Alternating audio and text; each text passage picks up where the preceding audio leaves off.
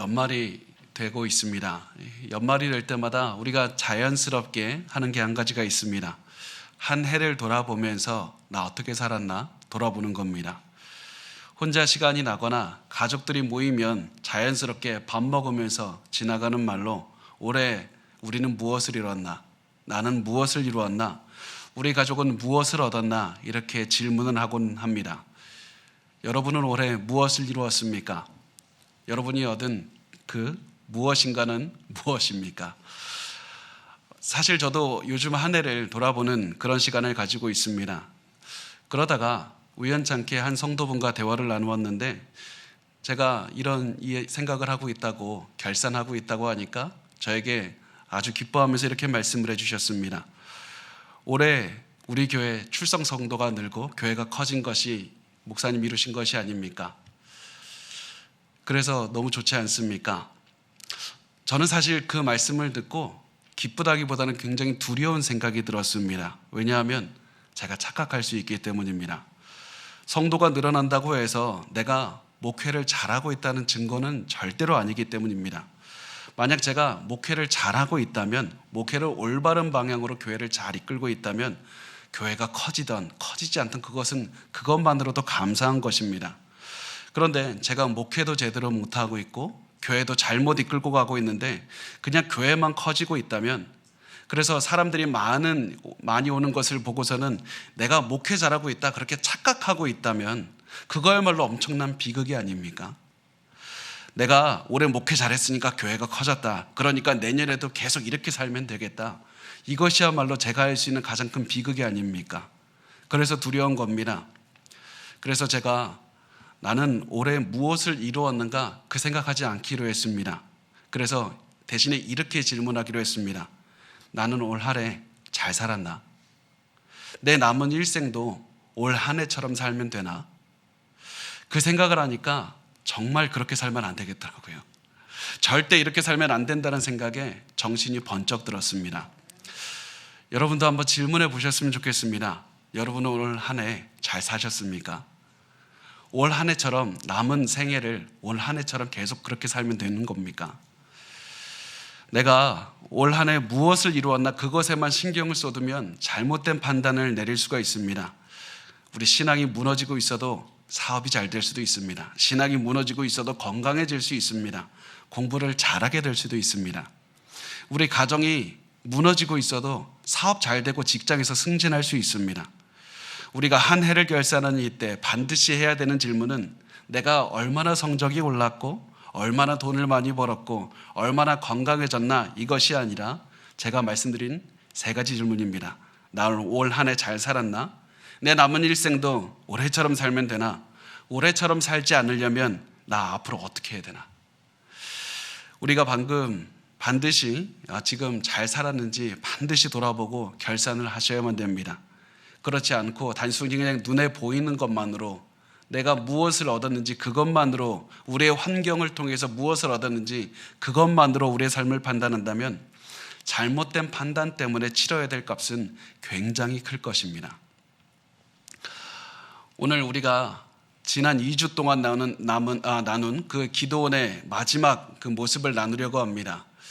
기드온은 모습은 보면 진짜로 정말 대단한 인생을 산 겁니다. 우리가 요즘 말로 하면 자수성가한 인물입니다. 처음에 기드온이 등장할 때는 적군에게 들킬까봐 숨어서 곡식을 타작하던 농부가 300명의 군대를 이끌게 되고 또 그 군대로 미디안 대군을 무찔렀다. 엄청난 사람인 겁니다. 게다가 오늘 우리가 나누는 이야기를 보면 기드온은 인생의 마지막으로 갈수록 더 많은 사람들에게 더 존경받았고, 사람들은 기드온을 찾아서 머리를 조아렸고 우리를 다스려 달라고까지 말할 정도로 대단한 인물이었습니다. 그래서 기드온은 이렇게 생각했을 겁니다. 나 잘 살았다. 나 정말 잘 살았으니까 내가 이렇게 많은 것을 이룬 걸 보면 나 정말 잘 사는 인생이었다.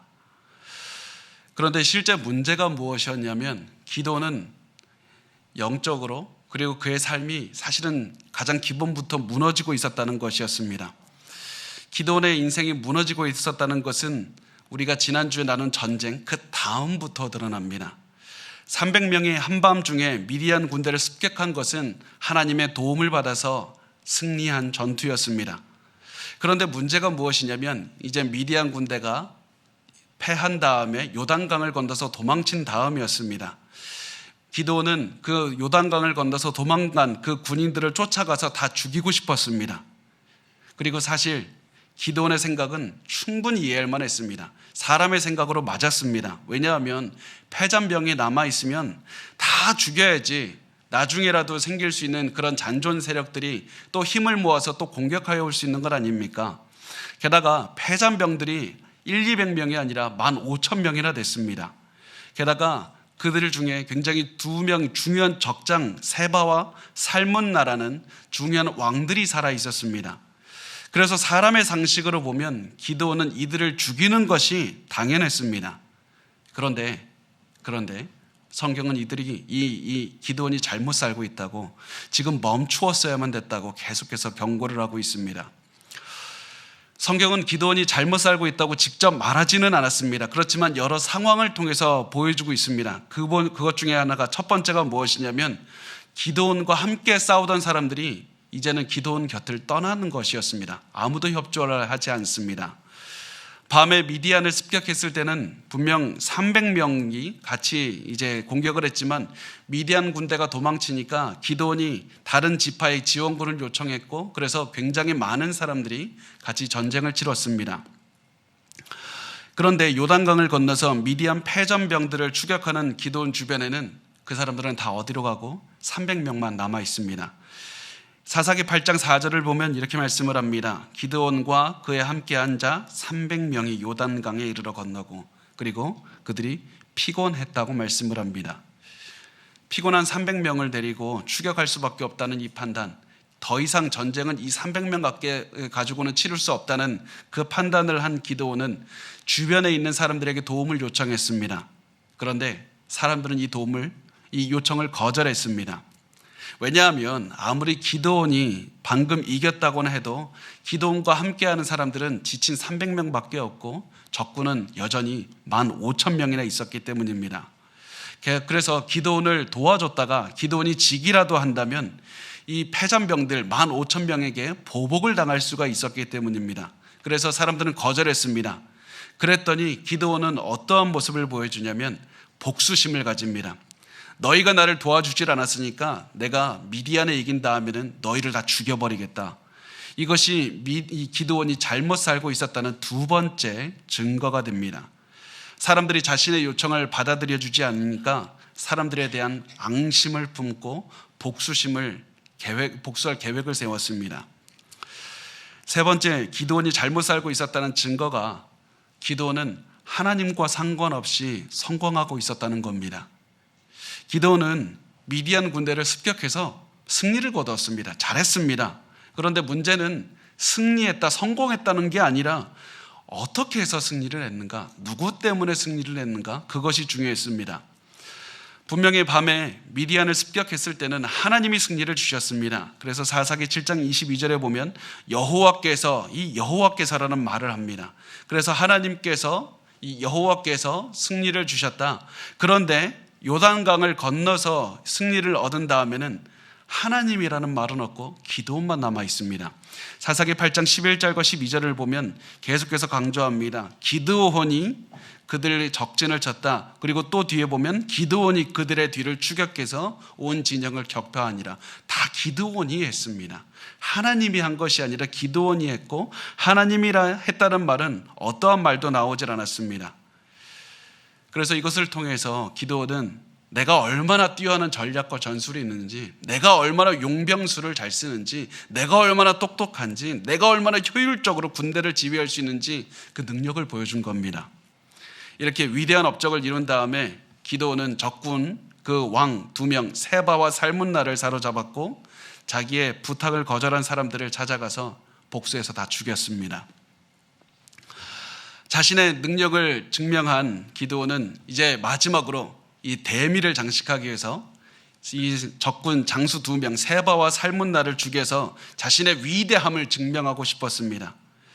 그래서 이 적군들에게, 왕들에게 이렇게 말합니다. 내가 너희를 살려줄 수도 있었지만 너희가 내 형제를 죽였기 때문에 나는 너희를 죽여서 복수할 것이다. 계속해서 복수심을 가지고 이 기드온이 말하는 것을 볼 수가 있습니다. 그렇게 말한 다음에 이 기드온은 자신의 큰 아들에게 미디안의 왕들을 죽이라고 명령을 합니다. 자기가 직접 죽이지 않고 큰 아들에게 시키는 이유가 무엇이냐면 그쪽 문화에서는 자기의 장자에게 시켜서 적군의 장수의 목을 베면 그 아들의 영광을 보여주어서 이 아들이 나의 권력을 이어받을 장자다, 이것을 보여주는 것이었습니다. 그래서 기드온은 자기 아들에게 엄청난 기회를 주고 있다고 생각을 했습니다. 그런데 문제가 무엇이냐면 기드온의 아들이 너무 무서워서 왕들을 죽이지 못했다는 것이었습니다.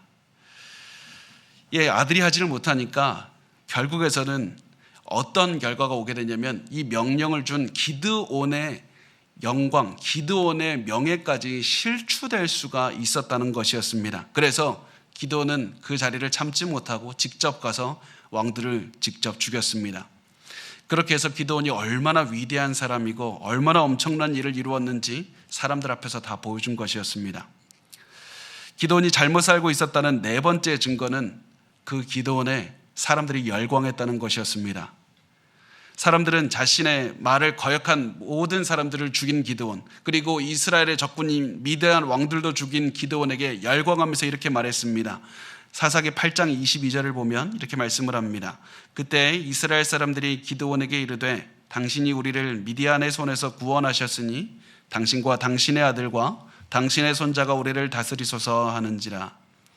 사람들은 하나님이 아니라 기드온에게 찾아가서 우리를 다스려 달라고 부탁을 합니다. 그리고 그 말을 들은 기드온은 거절하면서 이렇게 거룩하게 말을 합니다.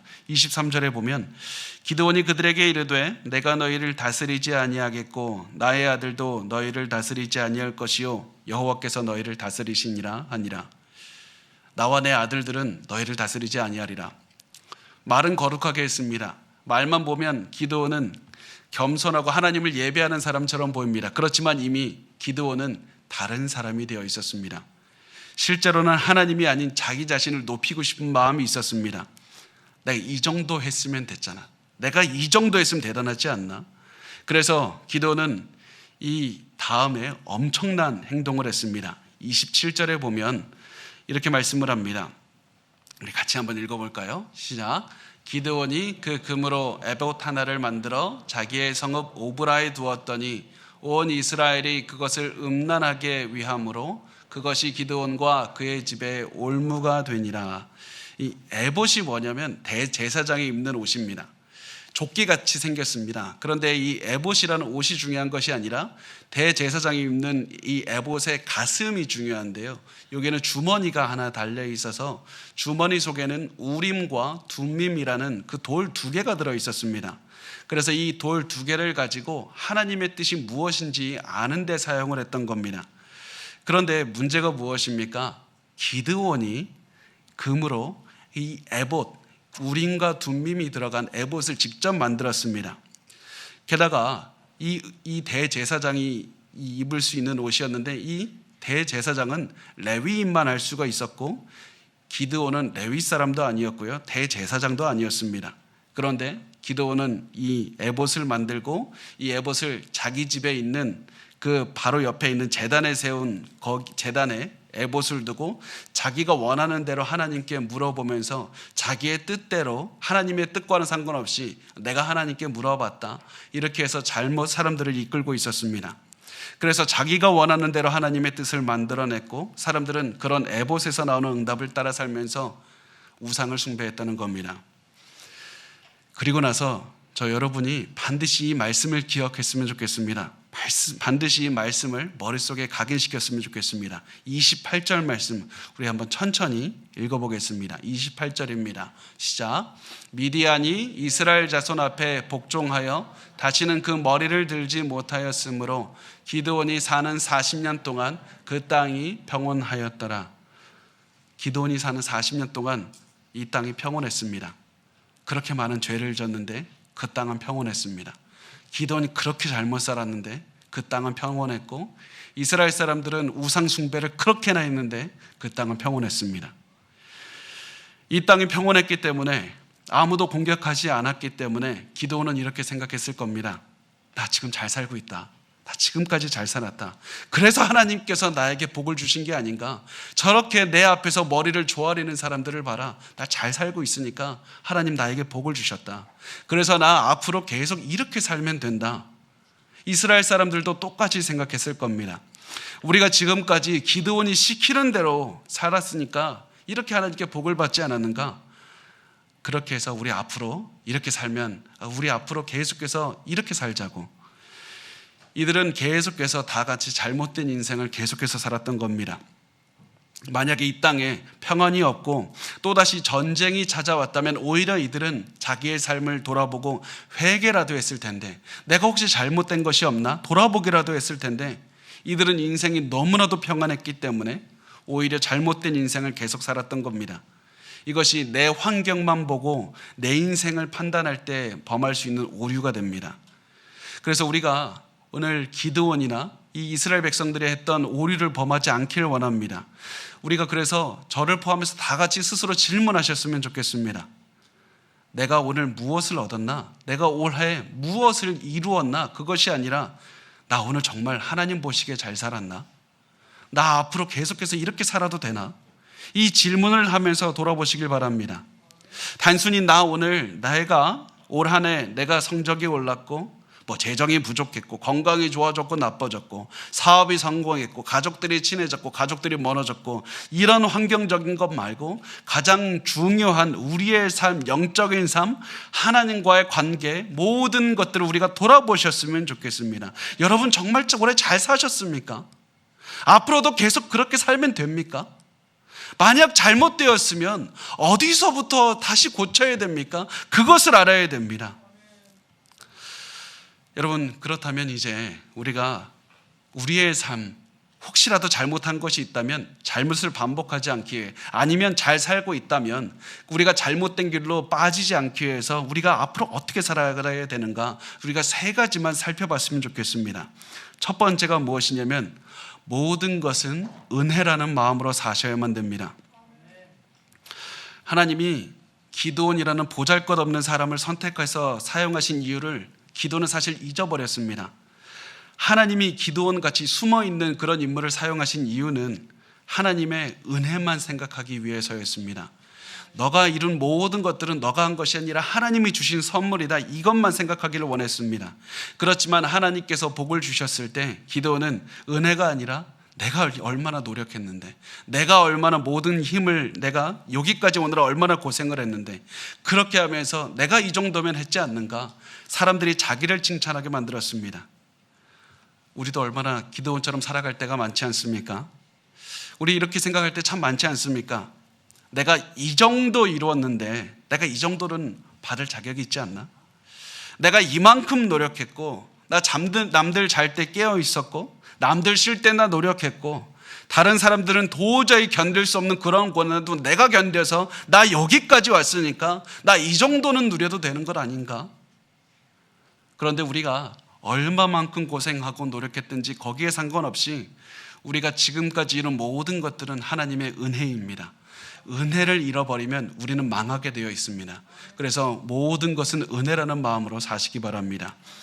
두 번째, 올해 일어난 나쁜 일들은 반드시 내년으로 가져가서는 안 됩니다. 특히 다른 사람에 대한 악한 마음이 조금이라도 있다면 반드시 내려놓으시고, 다른 사람에게 받은 상처도 내려놓고 내년으로 가시기 바랍니다. 기드온이 잘못 살았던 이유 중에 하나가 미디안 왕들에 대한 복수심이었고, 사람들이 자기를 거절했다는 그 거절감과 복수심 때문에 더 잘못 간 측면이 있었습니다. 우리도 기드온의 실수를 절대 반복해서는 안 될 겁니다. 올해 안 좋은 일이 있거나 우리에겐 악하게 대했던 사람이 있다면 잊어버리십시오. 만약에 잘 안 되면 기도하십시오. 작정 기도는 그럴 때 하는 겁니다. 잊어버리게 해달라고. 내가 올해 받은 상처가 있다면 반드시 묻어두게 하시고, 하나님께 받은 기쁨과 은혜만 생각하게 해달라고 반드시 그때 작정하시고, 그때 금식 기도하시고, 그것을 위해서 여러분의 마음을 상처나 슬픔과 분노가 아니라 기쁨과 감사로만 채우기 위해서 반드시 우리가 발버둥을 쳐서 그렇게 우리의 마음을 지켜야 됩니다. 그렇게 하고 내년으로 걸어가셔야만 됩니다. 세 번째, 기본에 충실해야 됩니다. 우리가 삶의 모든 것들, 우리의 삶을 어떻게 사느냐는 우리가 평소의 기본을 어떻게 잘 수행하느냐에 따라 달려 있습니다.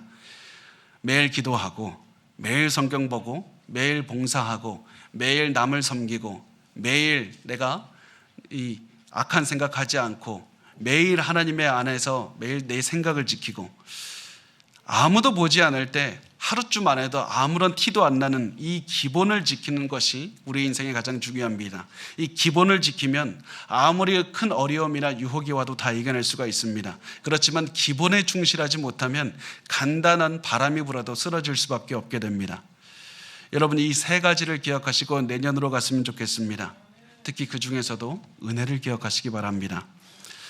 내가 밤새도록 열심히 일했어도 얻은 것은 은혜이고, 나에게 아무리 힘들게 하는 사람이 있어도 내가 지금까지 버틸 수 있었던 것은 하나님의 은혜 때문이고, 내가 아무리 기본에 충실했어도 내가 여기까지 살 수 있도록 지켜주신 것은 하나님의 은혜입니다. 여러분, 우리가 올 한 해를 마무리하고 내년을 향해 걸어가면서 모든 것이 은혜였고 내년에 있을 모든 것도 은혜일 것이라는 그 마음을 가지고 우리 걸어갔으면 좋겠습니다.